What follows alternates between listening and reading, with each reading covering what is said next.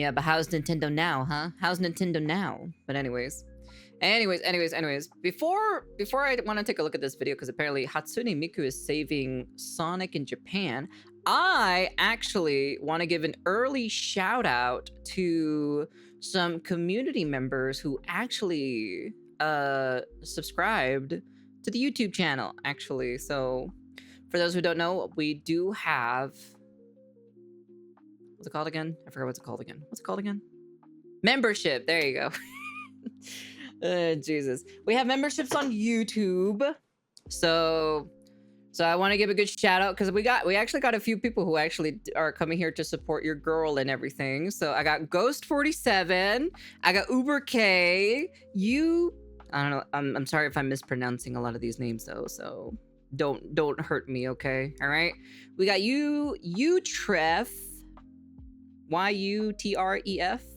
Well, technically they're all in like separated. So we got Frenzied Hunter and we got Rusian. So I'd like to thank you guys for for subscribing, for your memberships. We got YouTube Voidlings now. And also on top of that, it's only $1. If you want to help your girl out, it's only for $1. So don't worry, I'm not gonna raise my prices like because of tariffs or inflation or so, like every other subscription, and besides that would probably help me out. Every little bit counts towards a second computer so then I can stream on YouTube. And that's pretty much, I just kind of wanted to make an announcement on this, so I wanted to give it a shout out. Usually I grab everyone's names, well, not really everyone's names, but I usually shout out everybody at the very end of the week. So when I come back from my days off, I usually like to take a look at the membership. Of course, Amir is still here, of course, and I still want to give that a shout out, of course. But yeah, so we got a few people. We got 6 people who joined up on the YouTube Voidling membership. And if you want to come and join the YouTube Voidling, you can. It's only $1, so don't worry. I won't be raising the prices like Xbox or Netflix or whatever other subscription there is out there. So it'll always be $1 anyway. So support your girl out here, man. The struggles are real. I need to go buy me a bag of ramen anyways. So don't worry, man. With $6, I can buy me a bag of ramen. Very easy. Very, very, very easy indeed. Anyways, let's go jump into the video, shall we? Let's see what's going on. What's been happening with Sonic in Japan? Is Hatsune Miku actually saving Sonic? Maybe, perhaps. I don't know. Shit. Let's take a look at it, shall we? Sonic was never popular in Japan. His games and movies barely sell over there, and most people think he's actually a Nintendo character. The Blue Blur historically failed every opportunity he had to become popular in Japan. Yet 2025 changed something. Sonic Racing Crossroads started showing up on Japanese charts, in variety shows, on storefront banners, and in kids magazines. And the reason is very simple. Hatsune Miku is a playable character. She's changing Sonic's place in Japanese culture on a deeper level. There is a complex, intricate strategy with I'm super excited for Hatsune Miku, I'll be honest with you. songs and products employed by Sega of Japan. But even then, it's not literally what this video did. But she's muted though, so no thanks. What are you talking about? Anyways, like I said specifically, it's not really like the game like blew up like in popularity out of nowhere. It's because Nintendo failed on their racing game and the decisions that they decide to do with freaking Mario, especially the most recent one. Well, not the most recent one, but the while back or so, couple months back, where they got rid of where you can skip the intermediate tracks. I don't know if they reversed that change or anything like that. Someone in the comment section can probably let me know. But that's basically what it is. It's literally the downfall of Nintendo. And then Sega is just coming in with like, you guys want an actual racing game? Here you go,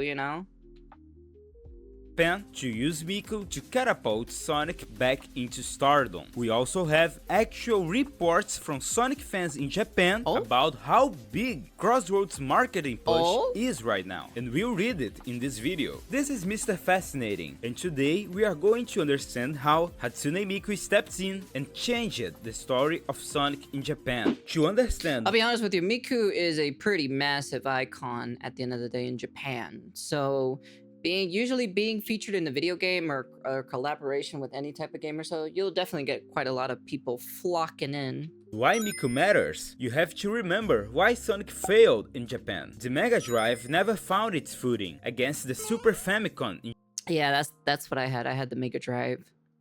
Mega Drive is for the rest of the world. I think what is it? The Genesis name is in America. Yeah, there you go. Jesus Christ. Or yeah, I think Sega Genesis was only named in America. I could be wrong. And the Mega Drive was the rest of the world ? Japan. So nobody played the classic games. I played the classic games. Was the inverse situation. It actually sold well in Japan, but there was no mainline Sonic game for it. Dreamcast let Sonic Adventure shine for a moment, but what I had a Dreamcast, but I had no games for it though. No games, but I had a Dreamcast though.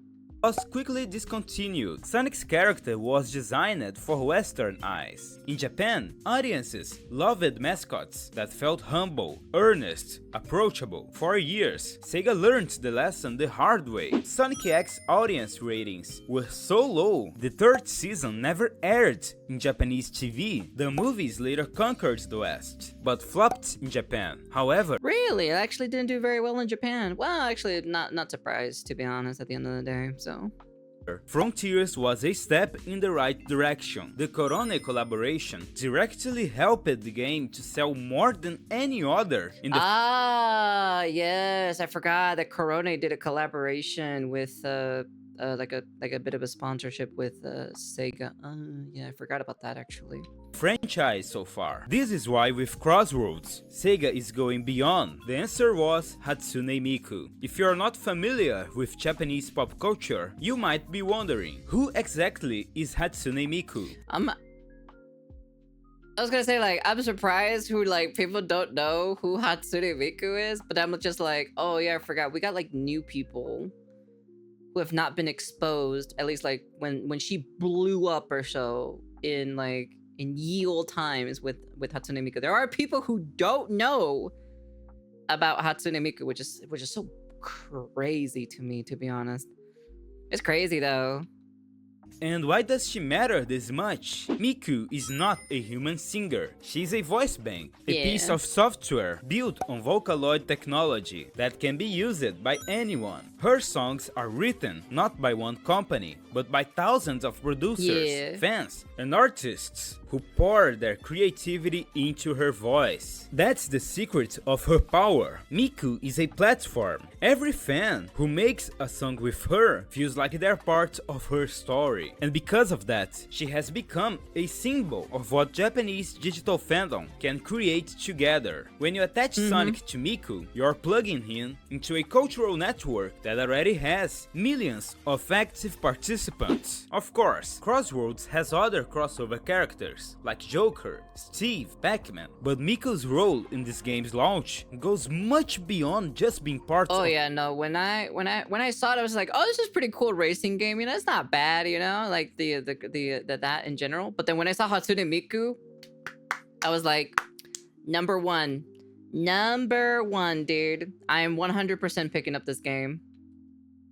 Of the roster, she's actually getting a new Sonic-themed line of music, and I cannot understate how huge this is for marketing. They built Project Onsoku, an entire music pipeline, 5 original songs with 5 music videos by 5 different artists. Most importantly, the songs are not being posted on Sonic's or Sega's channel. They are each being published on each of the artists' already hugely popular channels, guaranteeing I think I saw one of them popped up on my feed, but I could be wrong though. I could be wrong.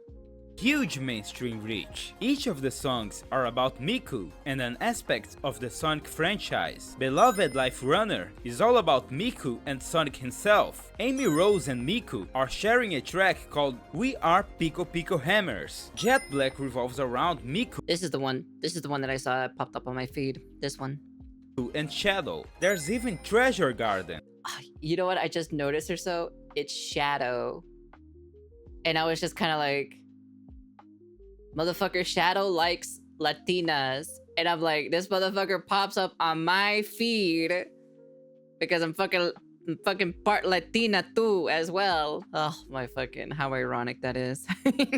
Shadow knows, man. A track all about Miku and the Chow, and Lightning Speed features Jet the Hulk on Yeah, the cover. okay, so none of these other songs popped up, but the Shadow one is the one that popped up on my feed, though. That's the one that popped up on my feed. All these other ones did not pop up, but that one did. That one did definitely pop up. I didn't click on it, but it did pop up on my feed, though. The moment the weekly drop started, something immediately changed. Crossroads suddenly quickly climbed the sale charts in Japan. Really? PlayStation Store Japan pre-orders skyrocketed, surpassing even Borderlands and Call of Duty. Well, Borderlands is not really a tall feat. Call of Duty, is it really? Well, I doubt it's that super popular in Japan, question mark? Hold up. How popular is, let's see, hold on, let me see. Hold up, how popular is it I know it's a lot popular in the rest of the world, but like, how popular is it in Japan? In Japan, like, how popular is it? Usually often the top in the sales chart on a robust online community. While not dominant as a Japanese-made game, Call of Duty enjoys significant support with active servers for online play and dedicated local fan base. Really interesting, huh? Yeah, okay. Well, all right then. Guess the more you learn, I guess. Top charts started showing a Sonic Racer before release. Fans in Japan began saying something that sounds impossible. Crossroads has more buzz than Frontiers did pre-launch. That's right, the racing spin-off is being more highly anticipated than the mainline 3D game was. It's because a lot of the Mario Kart World people, or just the Mario Kart people in general, like there was a video that we saw or so. They're hungry for content. So they want to try out a different game. So they're going to try out this game. They pique their interest. You know, it's pretty fun. They don't have this weird, crazy open world thing. And plus it's also cross-platform, so you can play with your friends. If they're on PC, you can play on PC with someone who's on PlayStation, or if someone who's on PlayStation can play on PC, or someone who's on the Xbox, they can play on the Xbox. You know, it's cool. So that means I can be able to play with any of you guys in my community or so. If you guys have it on a different platform, I can play with you guys, and I think that's really pretty freaking massive, especially in today's market compared to Mario Kart World, where the only way you can play Mario Kart World is literally you have to buy a $500 console and an $80 or a $90 game, and then you gotta pay the subscription on top of that in order for you to play online with your friends. That's the only thing. What is it, like 20 bucks or something, or $10 or so for the online subscription? While on PC, if you got a PC at home, which I assume everyone does these day and ages ever since, since COVID era, right? You just buy the game and that's it. Nothing else. And that's considering Frontiers already surpassed expectations in Japan. Koro Koro, a popular kids magazine, is frequently featuring Sonic Crossroads, hyping it in pages that kids take to read in school. TV segments with Takashi Iizuka are airing out of nowhere, explaining Sonic to parents and promoting the new game to entire generations that never knew the Blue Blur. There are even other silly and specific collabs. This might be the opportunity where Sonic might actually take the limelight out of Mario, and now there's probably gonna be that remember in the old school, very old school, where you had the mascots, or technically the companies going at each other. So you would have freaking Mario against Sonic, or we had Crash Bandicoot against, what was it, Mario, right? Yeah, I remember. I think it was something like that or so. I can't remember. It's been such a long time. But who knows? Maybe this might bring back that specific, rivalry from the old days. I feel like we're going like backwards in time now, going on, like Sonic and Donpenkun. You probably don't know who Donpenkun is, but the Japanese do, and that's what matters. The question was never whether Miku could bring attention. The question was whether she could turn attention into action, and she did. Miku's reveal as a playable character wasn't just a viral clip. The songs weren't just nice new tracks. They are actually making people Sonic fans. And if you want to know more from a Sonic fan that's actually in Japan, let's check out these tweets. Now, the question is, can we have Sonic Chew show up in Crossworld? That I want to see something like that show up in Crossworld. At least like either a mod or something, It would be pretty funny. But I'm just saying, just have it in the game, just have it popped up. A Japanese Sonic fan, Zebra Lasso. The pre-order ranking for Crossroads on the Japan PS Store has gone up by about 10 spots. Oh, not bad, As actually. Of now, it's roughly around 30th place. Someone asks, do you think it will outsell Frontier's Japanese sales? Zebra replies, I think it will surpass it. From what I can see, it's definitely getting a lot more buzz than Frontiers. Oh, that's good, About actually. the TV program featuring the Sonic series and Akashi Iizuka, this is what he commented. It looks like a Sonic feature is coming up on Japanese TV. They'll probably promote Crossroads during the show too. Times have changed, but it goes deeper than that. The current excitement and momentum around Sonic in Japan feels a bit similar to the situation before Sonic X aired. I didn't experience that time myself, but I know from manga in magazines and special features that the hype kept spreading and sales were consistently strong. There are some similarities to the current situation, aren't there? Next year is the 35th anniversary, so I'm thinking they might be hiding something big, like, say, a Japan anime series. It's just a guess. I bet it would generate a ton of excitement. Well, a new Sonic anime series is something everyone would love, so I definitely think this is exciting. That would be kind of crazy to see, like, that coming back into fruition, an anime Sonic, show. That'd be pretty interesting, but I feel like they're gonna definitely do something big for the anniversary, at least for Sonic.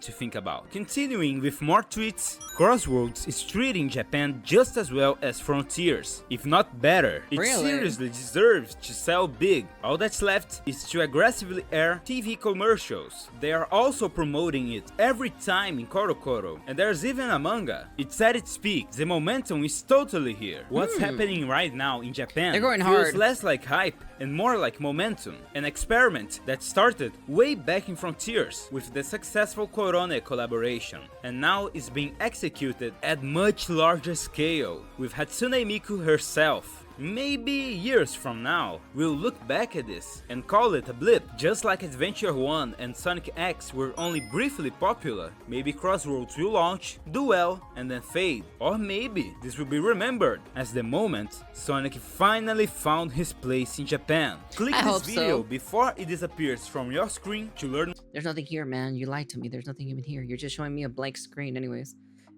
Yeah, it'd be pretty exciting to see hopefully. But, I got my fingers crossing, for Crossworlds, because, at the end of the day, we love competition. We love it when companies actually step up and actually pressure Nintendo to do better, because we all know for a fact Nintendo has not been doing very well, at least as of recently.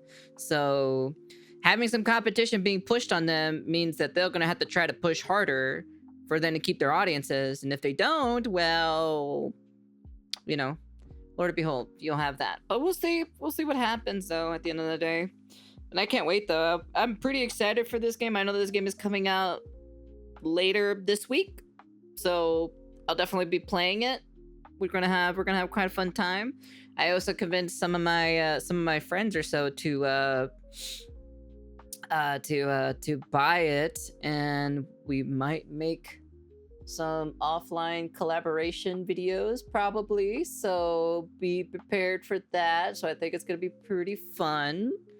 So King, I'm gonna need you for those videos, you know. We're gonna put you to work right now. I'm gonna put you to work in the mines. Anyways, that's the end of the video. You guys can comment, like, subscribe, do all that fancy jazzy stuff. But yeah, I think you're gonna have fun with this one, King. At least with my VTuber friends. So I think you'll enjoy this one. You'll definitely enjoy this one. But yeah. Anyways, we'll see what happens. We'll see what happens. It is coming out in a few days. I think by the time this video comes out, I think it'll already be out by now. So yeah, we'll see what happens. I'm still waiting for that single grain of rice. Yo, man, chill, man. I got things I gotta worry about over here. Okay, all right. God, I can only give you half a grain of rice. Okay, take it or leave it. Anyways, that's the end of the video. And peace.